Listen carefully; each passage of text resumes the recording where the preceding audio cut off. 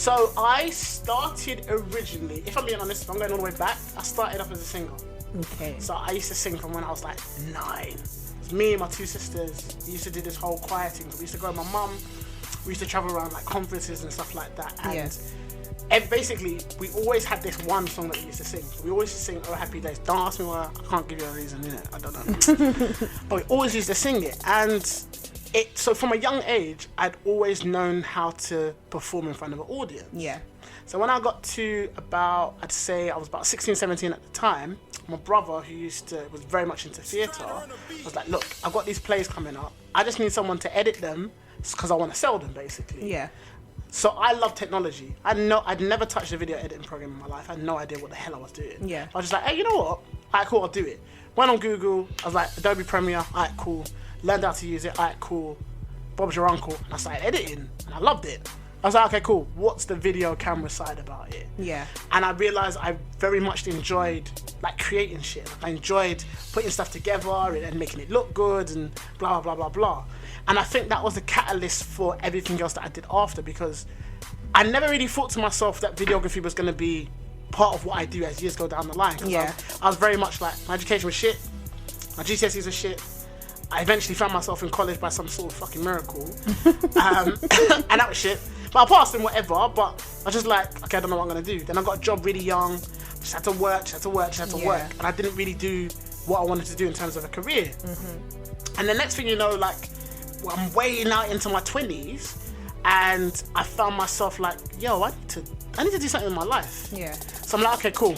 Weddings. Basically, I'm like, all right, cool. Let me do this thing, innit? Like, what's wedding saying? Good money, stress. Yeah. I'm like, cool.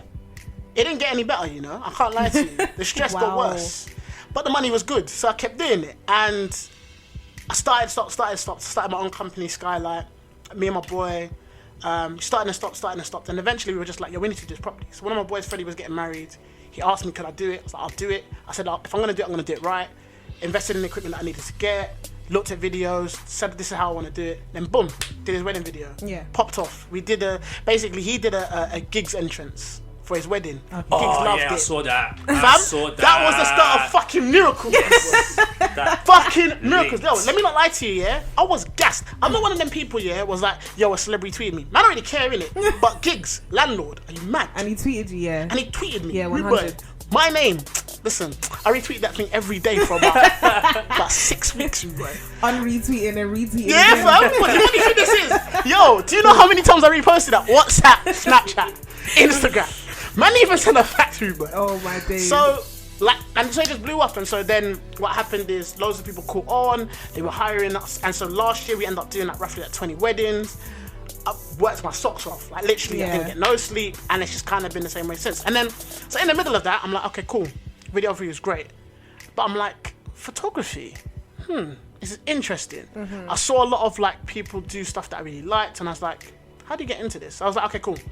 Let me buy a camera to eventually, like, obviously while I'm doing videography. Yeah. And I'm like, let me just do stuff for free. So I started saying to people, look, you've got an event or whatever. Don't worry about paying me. I just need the experience. Yeah. So it meant 2 things. It meant there was no expectancy because you weren't paying me. So you can't come and say to me, oh, you did a shit job. I was expecting you didn't give me money. Yeah. You didn't pay me. Yeah. So you can't come and say shit to me. Yeah. So I was just like, alright, cool. I did that for a bit. And people were just starting to realise, yeah, this guy's actually alright. And so it meant like people were actually paying me for work. Yeah. There wasn't so to me, I had a good job and I still do. So I didn't need the money. So it just meant anything else after that was extra. Yeah. What I mainly needed was experience. So I was like, okay, cool. So I started doing like parties, blah, blah, blah, blah. And eventually it's like, okay, what's this concept photography saying? So I just started applying for certain things. I just be like, I'll be a photographer for this, for that. Next thing you know, I'm shooting for people like Merkston, people like Jammer. I'm shooting for people like Fleur D, and it just kept going. And then eventually this massive opportunity came, LMA. Yeah, I was spinning, I can't lie to you. First time photographer, only really been doing it for like 2 years, and I got the privilege of shooting someone who just fucking won a Grammy. Yeah. Like I was so overwhelmed. And for me, I was just like, you know what it was about? It was about taking the opportunity. I couldn't have said to you 10 years ago, this is what I wanted to do. I had no idea. Yeah.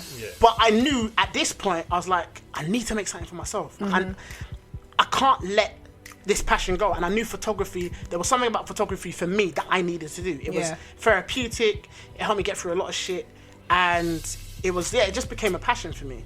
So when I shot LMA, I was just like, yo, I can do this. Next thing you know, I'm shooting festivals, the privilege to shoot Afropunk this year in Paris, like so many different opportunities are coming. So people ask me, I'm like, yo, let me tell you something.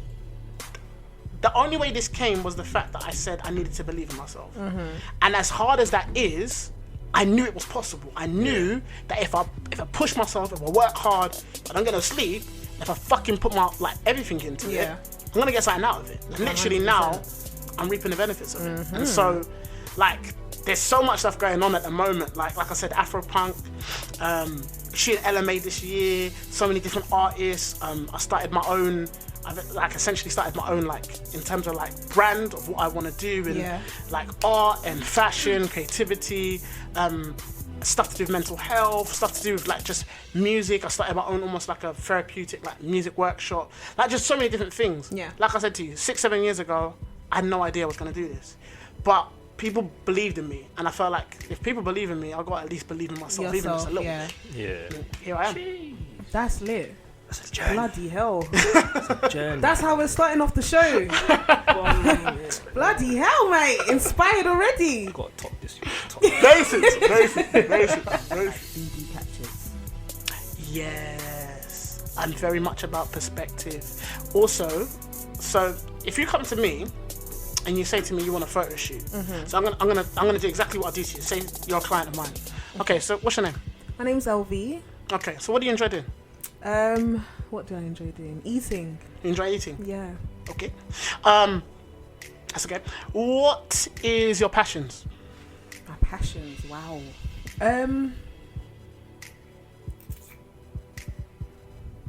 It's a difficult one actually. Soca, drinking, smoking. That's good. I like that. He said soca, drinking and smoking. I don't like soca. What? You don't like soca? No. Eh? We'll discuss this another time. It's okay. It's okay. No? Okay. Okay. So it seems to me that you're hesitant because there may be a confidence issue. A little bit, maybe. So if I was doing a photo shoot with you, I would take you to a place where you're comfortable. I'd take you to a place where you feel like you can be 100% you. Yeah. So now I'm talking to you, I'm understanding what your story is. So the pictures that I take, I'm not just taking pictures because I want to hand them to you. I'm taking pictures because I'm telling your story. I want to put out someone who is finding confidence, someone who's looking for themselves, someone who's looking for who they are, their identity, that they're no longer hiding behind who they are as an individual, but that actually who I am as an individual is powerful. Who I am as an individual is amazing. That I don't have to hide behind, this wall, this brick wall, all that kind of shit. No. So when you see these pictures, you're gonna see LV. You're gonna see LV in her element. You're gonna see LV who she is, her dynamic, what she is about, her characteristics, her personality. And you basically take me as I am. I might be shy, I might be hesitant, I might not be 100%, but it's still me. And so that's the kind of thing that I do with clients. Okay, well, you're booked. Thank you for coming in and selling yourself. You are booked. Just send me the price list and we can get it cracking. But that's honestly, that's when I talk to clients, that's what I do. Yeah, that's serious. I want to know your story. Because a lot of the time people, it's a job to, and I think what's important for me is the money for me, as important as it is, I don't need the money because I'm really blessed with a good job. Yeah. So if I come and shoot you, if you say to me, yo, I haven't got all the money, it's cool. It's not a big deal for me. Yeah. Pay what you can, innit? If this is something that you want to do and something you're passionate about, I don't want money to get in the way of that. Yeah. So I'll help you with that because I'm able to do that. And I feel like I've been blessed with almost the privilege to do that. So I don't mind. And then again, when you come and you shoot with me, I want you to leave knowing you've got this confidence. You've got this almost this newfound power kind of thing. And so you're not just coming just to get a shoot and then you just piss off. You're coming to leave with an experience kind of thing. And I think that's really important about the stuff that I shoot. So yeah, that's how I always done it. You know what you've just said, yeah? Where you just explained to her what you do, you're making her feel comfortable.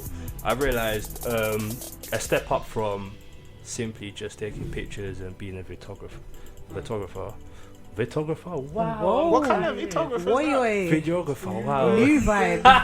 It's the DB here because I know he's a mental health advocate. Absolutely. I've seen you do a lot of stuff mental health wise, and I thought you could have a discussion because I wouldn't say I'm all that clued up, but as within the last year and a half or so, it's been a topic that's really been spoken about by the masses.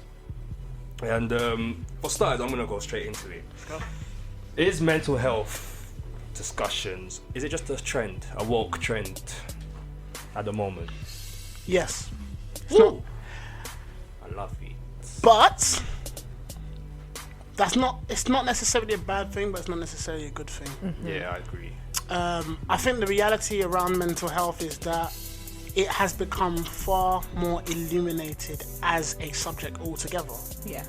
Amongst men, amongst women, amongst young kids, whatever it is, mental health has definitely taken a bigger platform. Yeah. We commend that. There's a problem.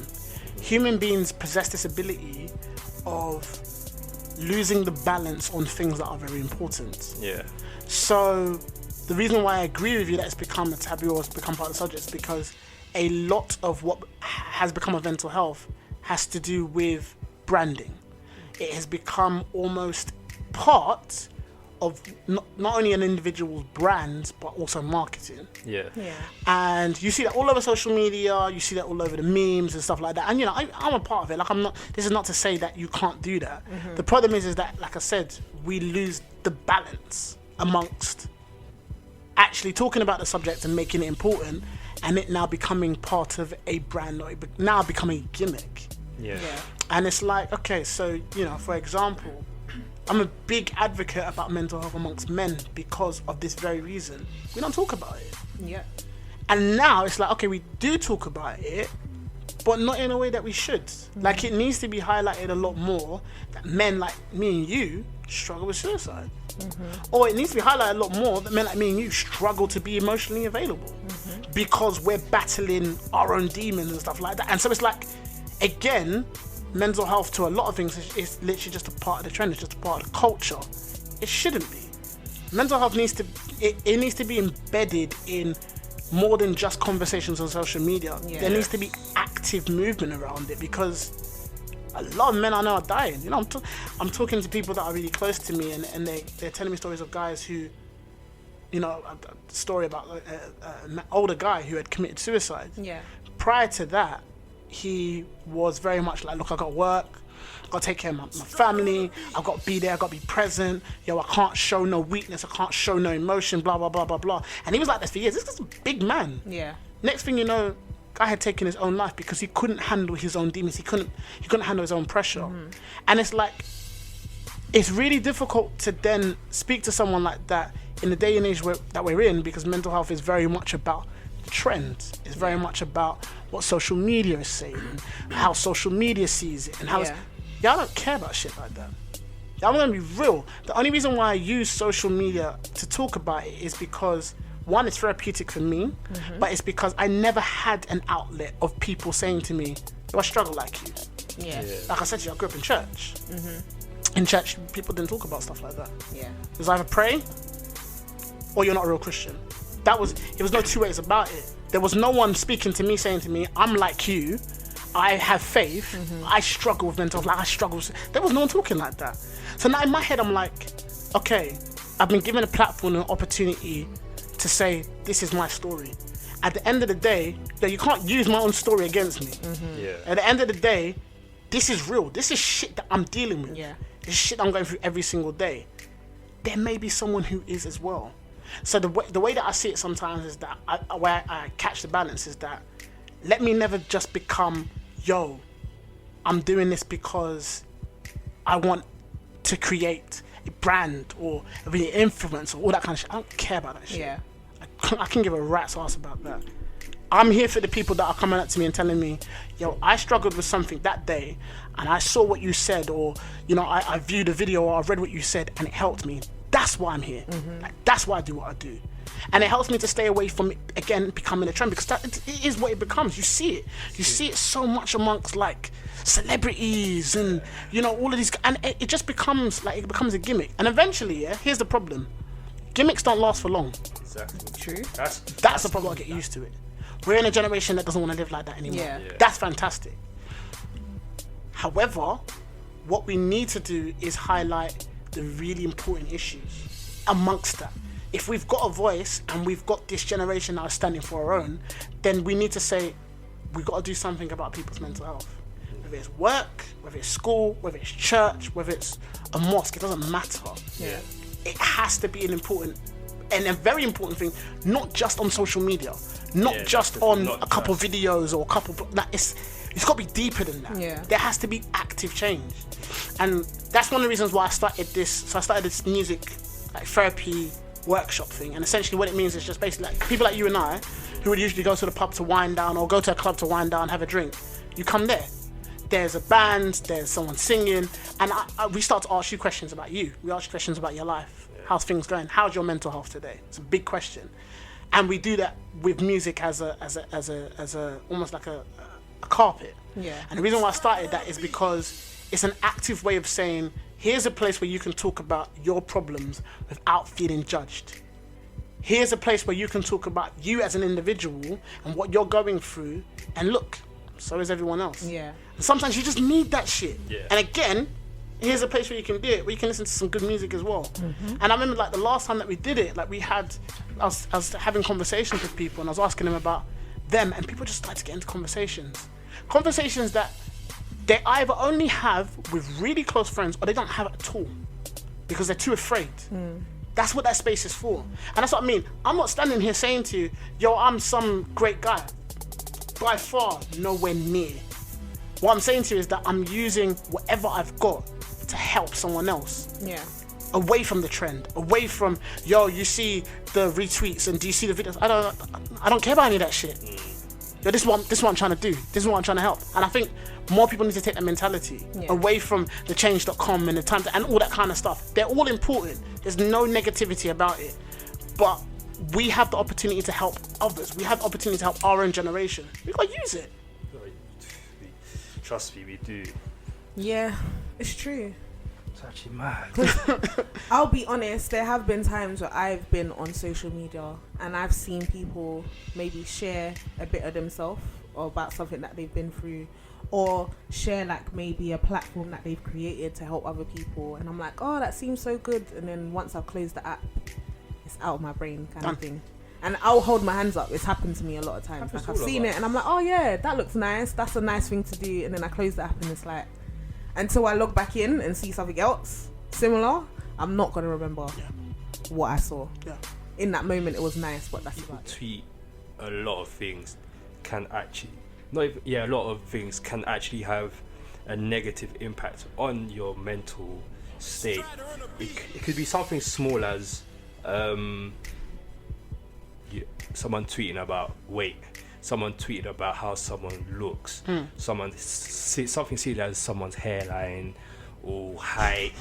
These simple things might not look like anything big in the grand scheme of things, but if you see that every single day and it contradicts to what you are, it will start having a negative impact on you. Yes, of course. And it's mad. And then obviously everybody else's opinions on top of that, it's crazy. Like, it's just mad. Like, I've seen that. There was this YouTuber girl / artist, and I remember I was watching a YouTube video, and she was like doing a YouTube video on like questions that people ask a lot, and she was trying to clear things up. And one thing she said was, she had made a decision to get some sort of surgery or maybe her teeth done or something. And she was like, I'm really confused because ever since I've mentioned maybe getting my teeth done, people have been saying, isn't it a nose job that you need? And she never saw a problem with her nose. That's mad. And she was like, I never saw a problem with my nose, and I'm looking at myself and I don't see the problem. And people were in her comments like, you keep talking about, oh, you're going to get a new set of teeth or you're going to get this surgery, blah blah, but you know what that is, yeah? And I was thinking, wow, imagine she's looking at herself thinking, I look perfectly fine, and there's people out someone's here coming constantly like, oh, but your nose this, your nose that, and now she's looking at herself like, oh, so like, is my nose a fuckery? Let me tell you the thing about that, yeah? We're in this really horrible place in society where trolls are essentially part of the culture. And the reason why it's horrible is because, again, you don't know me from Adam. At all. I've never met you in my life. You don't know anything about me. I've put myself out there as an individual, not because even if all of the intentions in the world were pure, you've just essentially done it because that's what you wanted to do. You've made that choice. Yeah. And you don't know this person from Adam, and they've jumped on the internet to say certain things about you. The only reason why they've done that is one of two things: is because of their insecurity, or it's because of their own bitterness. Yeah. Because at the end of the day, if I don't know you from nowhere, why all of a sudden am I now talking about how you look at your appearance? I've never said anything to you. Literally. And it's like, the more that you think about it, this is why I said to you, social media is so powerful. People will be at home and will contemplate getting on someone they don't know and jumping in their comments because everyone does it. I feel like it's actually mad. It's madness. It's an illness. It is an illness. Because I don't joke about you see with stuff that YouTube thing, the thing that kept going in my mind was no one forced you to click on her video and watch her. No one. Like, no one. No you one. took it upon yourself to go on YouTube and find her video and watch the whole video to then make that comment. Yeah. What the hell? Yeah. You know, and you're not getting paid for it. It goes back to even like, growing up. I was I always say it all the time, I was the anomaly growing up. So I was very much like different. Obviously, all my friends were like black or light skinned, and I was like lack of pigment. And when you think about it, everyone will ask you, oh yeah, what was the issue? You're just fine to me. In my day and age, that's not what I was dealing with. Yeah. I had people making comments because they simply didn't understand, or they simply were ignorant to the fact of, I'm different. When you think about that now, in our day and age, there are people, like you said, hairlines, big nose, big lips, blah, blah, blah, blah, blah. Those things are unique to that individual. Those things that all make that individual beautiful. But we're such in a day and age where the standards of beauty are held so high, you almost can't be yourself. And so now you're at a point in your life where you're thinking to yourself, I've got to make aesthetic changes because the masses don't agree with how I look. Yeah. I've now got to change how I am perceived in terms of beauty because I feel like I won't be accepted by a next man. And at the end of the day, this is what I'm thinking. No matter what that next man thinks about you, what you think about yourself is the most important thing. Yeah. 100%. Because that's the reality. Reality is no matter what any individual says to you, at the end of the day, all they are is words that really and truly will only affect you as much as you let them. Yeah. And if you don't love or believe in yourself the way that you're supposed to, you got bigger issues, fam.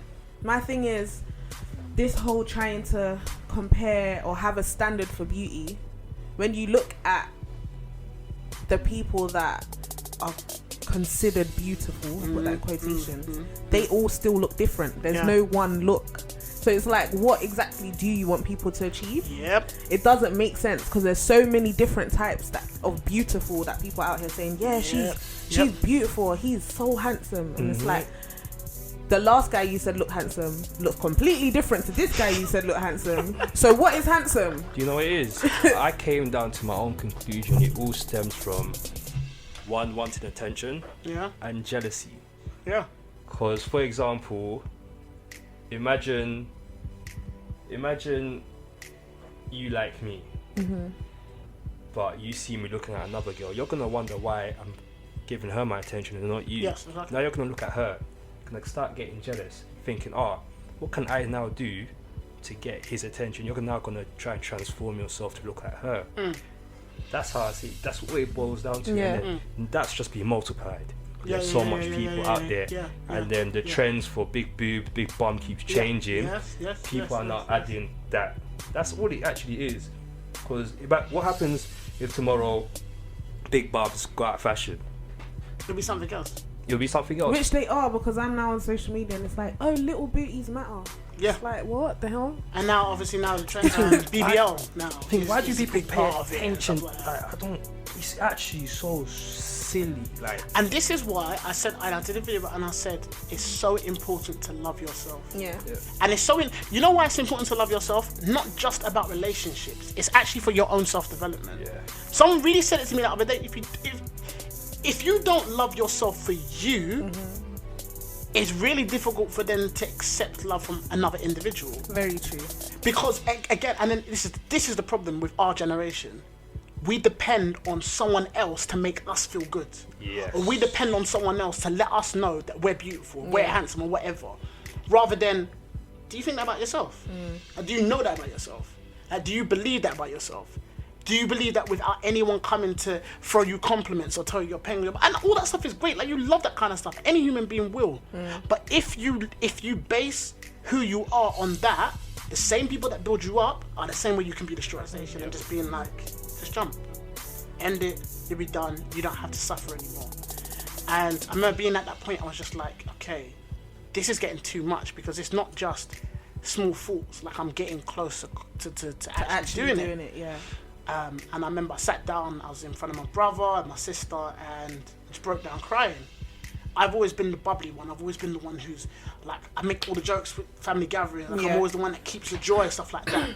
And so for them to see me in that kind of position was like, this doesn't feel right. This is not you. Yeah. And I just said to them, this has been me for a lot of time, but you have to keep a cloak up, because so many people are depending on you, and you just got to keep things running, man, because you know, it's other people at the end of the day. And I remember sitting there crying tears and all that kind of stuff and saying, you know what, I need to get help. So I went straight to my GP. I sat in front of my GP, I explained what was happening.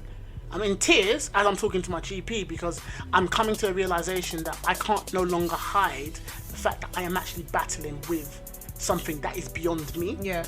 And I was diagnosed with depression at that time, and I went through therapy. Look, being a black man, especially Nigerian, and talking about therapy was a taboo in my house. There was a lot of history in my family and a lot of mental health history, and therapy was definitely one of the things we had to stay away from. Probably would have been the thing that saved my life if I had known at the time. So when I went to my GP, we went through therapy, and I had these conversations. Look, I was standing in front of an old white lady, man, and she saved my life. And I say that with all confidence. What did she do? She talked. What did she let me do? She let me be open and honest about my own feelings. No judgment, no telling me it's all in my head, no telling me why you're depressed, no telling me you have no reason to be, no telling me look at all the good things around you. None of that. It was an open, honest conversation about the shit that I was going through, how I felt, and where my emotions were. And it made me to understand that yes, I am battling a very deep amount of sadness that I didn't know about or didn't understand until that point. And then it got me the help that I need. That's what a lot of us need to stop doing. We need to start realizing that these resources, therapy, whatever it is that you need, they're not bad things. Yeah, it doesn't make you less of a person. No way at all. And that's what we've been taught. Again, our older generation would have said to us, you're less of a man because you go and see a therapist, or you're less of a man because you have to go and seek help from doctors and stuff like that. You're not. To deal with emotion. You're not. Yeah. You're not. In fact, it makes you a stronger individual because you can admit that there's a problem. Yeah. And those are the kind of resources that we need. We need more open spaces. We need more open spaces for men. We need more open spaces for women as well. Yeah. You know, there's a lot of things. You know, listen, forget being a human being.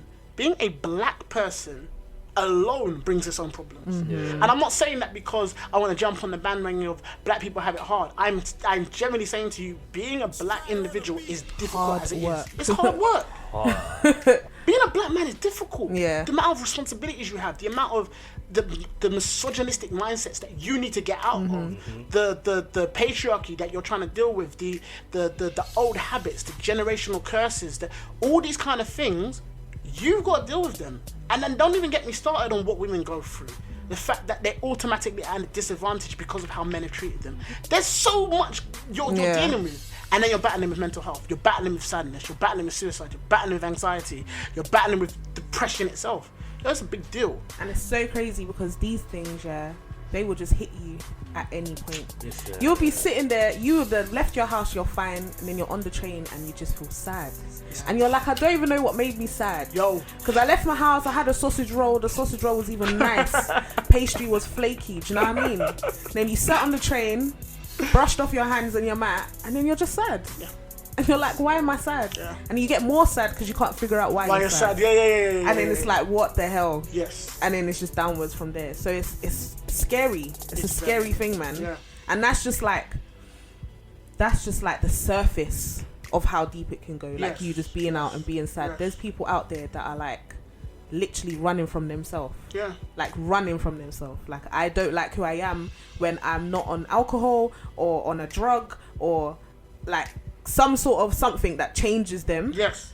They don't like who they are normally, so they're literally running from themselves. They're grabbing anything that they can to be that other thing. At the end of the day, you're facing you as an individual. You're coming to terms with you. You're seeing who you are. You're seeing a lot of things that you don't want to see. Yeah. So that's like you said, you could be in front of 10, 15 people and you could be happy. As soon as you leave that place, you feel this wave of sadness. Yeah. That's something real that you're going through. That's not something that you need to just push to the side and be like, oh, don't worry about it. Yeah. It's just a moment. No, that's definitely something that you've got to deal with. But it's normal. It's almost like you need to start telling yourself, it's okay not to be okay. It's okay to struggle with these things. It's okay to have these emotions. We weren't told that. We were told, get on with it. Be a man. You've got to get through it. You don't have time to complain. And we were told that for years. My dad was told that. And eventually he got to the point where he made himself so sick because he never dealt with his own mental issues. Yeah. We can't be that same generation. We can't take on the same mentality. We can't die the same way. It doesn't make any sense. It's not beneficial for us. It's really not. It's not. In the same breath, though, I'd have a lot of hope because, like you said, we have a lot of power, like our generation right now, And I know we said that sometimes we see things on social media and it might just seem like a branding thing or just like a trending topic of that time. But I do generally feel like sometimes I see people with stories of like they're at work and someone at work has done or said something that's damaging to them or damaging to someone in the workplace, and they've taken it to HR. Like, we need to discuss this. We need new policies in the workplace. Like, people are actually taking action, or we're now seeing like a lot of people are having kids and they're making a point that before school they're gonna spend that 10 minutes like tell yourself what you are, and you see their kids sitting there like, I am beautiful and I am black and I am this. You know what? It's so funny you say that. I've got a daughter and a son, and I remember I started this years ago. I would say to my daughter, I say, you're the most beautiful girl in the world. I'll say it back. And when we first started doing it, she'd get shy. She'd be like, oh, I don't want to. And I say to her, why? And I'd explain to her, I say, the reason why I'm saying that to you is because I need you to know that before anyone else tells you that. Yeah. Like, I need you to understand who you are as a beautiful little girl. That's been established way before you leave my house. That's been established way before you find a man, or even before you find... I had them moments for weeks. And I feel bad, but I'm just not in that place mentally. I don't feel bad no more. We know. Listen, I understand the whole instant messaging, but bruh, that's too much entitlement. Like I just this guy, he's on a new flex this year, you know. How do you not feel good? I feel obviously terrible. at first I used to find everyone straight away as soon, but it got to a point where, nah man, he's talking bare. You can wait. Like, I'm not going anywhere. You've sent the message, it's not going. I'll reply. There's no need for all this. It's like, bro, people double texting. Have you not seen? And it's been 3 minutes. It's like, I'm not gonna lie, I'm that person. I'll be sending question marks like, hello. I promise you, if you double text, I've seen it. Dot. The only reason why I'm like, look, I'm not gonna lie to you. My WhatsApp currently is at 47 messages. Oh, forget it. Yeah? That'll give me anxiety. I'm not gonna lie to you, yeah? At some point, I'm gonna reply them. Are you sure? This happened New Year's. Five I'm not joking to you, yeah? New Year's for about 4 weeks, I was off work. Not a lot of people know. I was off work for 4 weeks because I was struggling mentally. I was replying to Happy New Year's messages in February. Bye. People think I was joking. And people are just like, you're taking a piss. No, I'm not taking a piss. I could not reply to your messages, Ruben. I was literally fighting for my life. I don't have to tell everyone that. But sometimes it's like you said, because you feel bad, and people have this sense of entitlement, you're like, you have to explain it. So I'm like, I'm messaging clients and even like people that I've got work and stuff, I'm just like, I'm so sorry. I was not in a place to where I could reply you because I didn't even know what I was doing myself, and that was really difficult. And again, it is the generation we live in. Instant messaging is like, when I send a message to you, where's my reply? There, and it's so hard. And then again, here's the problem: when everything's going well, I'll reply everybody. What you say, man? And what you say? That's where they get comfortable because they're like, when I'm around you, phone's always in your hand. Messages are popping off. You're always responding. You're always there, and then You see me? When I'm not there and I'm messaging you. There's ways around this. Phone in my hand, malarkey. We know. It's okay. We know. Because listen, the amount of times people say your phone's always in your hand around me, but when you're at home, yeah, people say that a lot. Never message. Listen. When I'm at home, that's my space. I can't lie to you. I'm in my cave. It's me. Thank you. I could be doing anything. Thank you. Oh my god. I'm so sorry. Anyway, if any of you are reading this, this is not what you I'm not gonna lie to you. I love you with it. But I can't lie to you. I can't lie to you. When I say to people, it takes emotional strength to reply your message, they think I'm being dumb. I'm not. It actually takes a lot, just simply because I'm not always in that space. Yeah. Sometimes I really don't want to reply you, not because you've done anything or I feel a certain type of way. It's just I'm just not in that space to do so. I had that moment yesterday. Sorry, even something, I'm watching TV, I'm not gonna reply. Like, I'm watching my series. We're in it now. Do you know what I mean? We're in it. Watching I'm anime. this thing, yeah. I can't lie to you. When I eat my food, yeah, I want to eat my food and watch my TV show. I can't lie to you. I'm ignoring your call. Oh my! I'm ignoring your call. It's true because If you call me during friends, we're not gonna talk that I'm night. so glad we're not friends. If you call me while I'm trying to watch my show, we're not talking that night because you've pissed me off. Because now my Chinese is getting cold because you're doing brr brr. That's I don't the need that. worst. I don't need that. I don't need that. I'm telling you. And I've mentioned on this show, yeah, like I love hot food as well. This is what real boy. So if my food goes cold, I'm telling you now, you're calling the Chinese shop. You are calling the Chinese shop. I want my refund, you boy. If I have to put my food back in the microwave because you wanted to talk to me, boy, listen. I want my food back. No, but yesterday I had that moment, and it wasn't because like I was in a place like or whatever. It's because the weekend, yeah, was a hectic one for me. So I had barely any sleep, and then Monday I was off work. I had a meeting early in the morning. Finished the meeting, I was rubbing my hands, looking at my bed. I was like, yeah, it's me and you, go time. So I had a little bit of lunch and that, chilled. I think I caught up on EastEnders up until this week. Oh, you should watch that, mad. Wow. In 2019. Just mind your own, please. Mad. Thank you. Yeah, so then I was like, I'm gonna take a nap. I've got into this sleep. When I tell you the sleep was sweet, yeah, like the sleep was sweet, yeah. I knew it was gonna be sweet. The way my eyes were rolling before I was going to sleep, I knew it was gonna be nice. My phone starts popping off.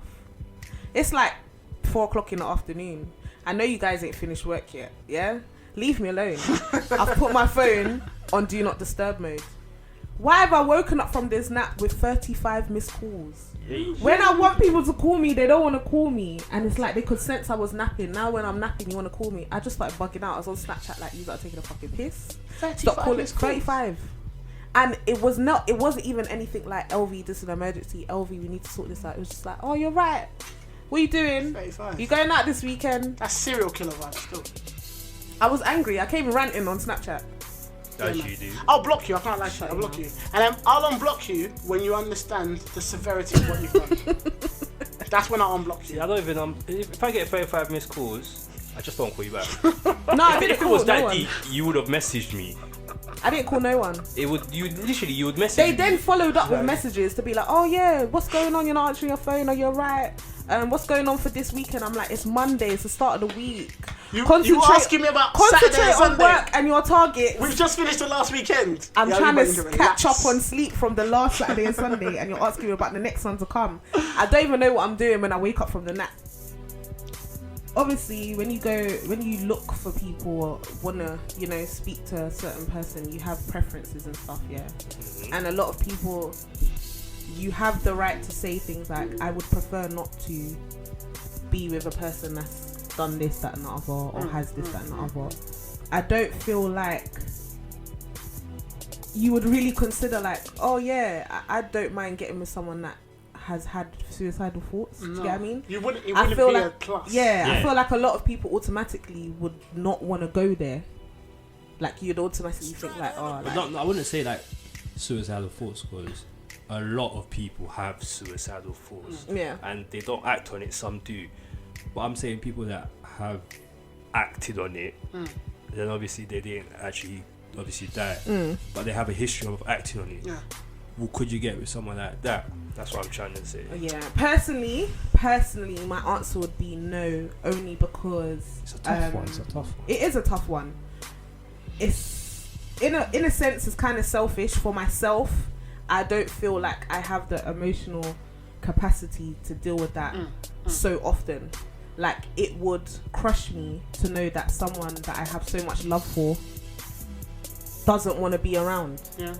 To me, even though I've been in a place where I've been there, or I know people that have been there, so I should understand why maybe they're there, it still wouldn't make sense to me. Like, I could never understand, like, you have me here, why would you want to do this to yourself? Do you know what I mean? Or I feel like you're an amazing person, why do you not see that? Like, why do you want to get rid of yourself and all that kind of stuff? It will be too much questions, and it will hurt my head too much.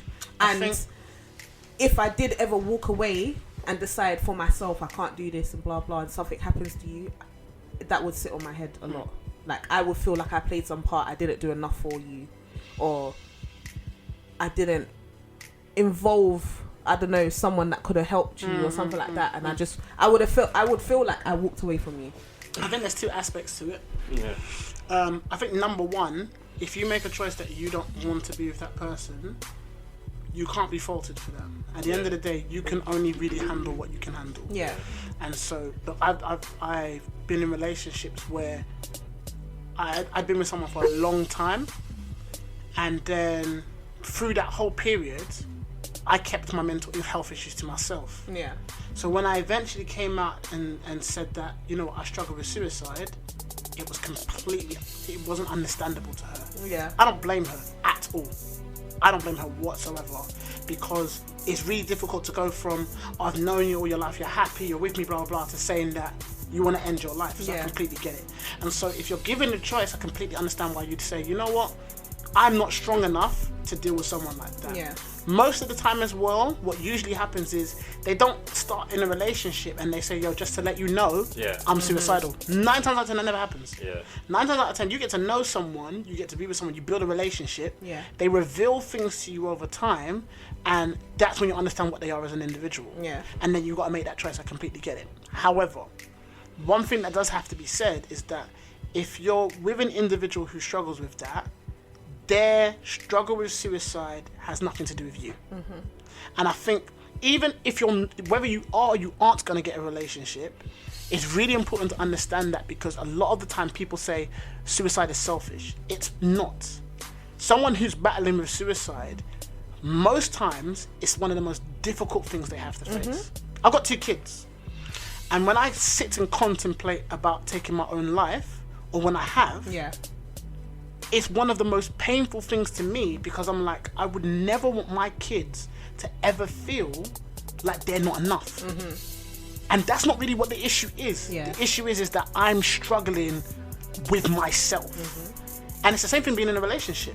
When you're in a relationship with someone, you love that person. You want to be with that person. You would never want that person to feel like you want to go because of them. It has nothing to do with that. I wasn't struggling with suicide because of who I was with. I was struggling with suicide because that was what I was battling with. Suicide is not a respect of your relationship. Suicide it's not a respect of whether you've got an extremely good family or a wealth of riches. You know, look at Mac Miller, for example, prime example. Had absolutely everything in the world you could want, and he was still very much overdosed on substances and so on and so forth. And so, yes, I think there's 2 really big aspects. Number one, you've got to know, if you can't handle it, don't get down that route. At the end of the day, it's much easier to just say to someone, as much as I love you and I care about you, if we go down the route of the relationship the way that you are, it won't be conducive for me. Yes, it's selfish, but at the same time it's selfless, because you can't put that person in a position where they're going to end up being worse because of how you react from what they're struggling with. So it's very important. But number 2, even you as an individual who sees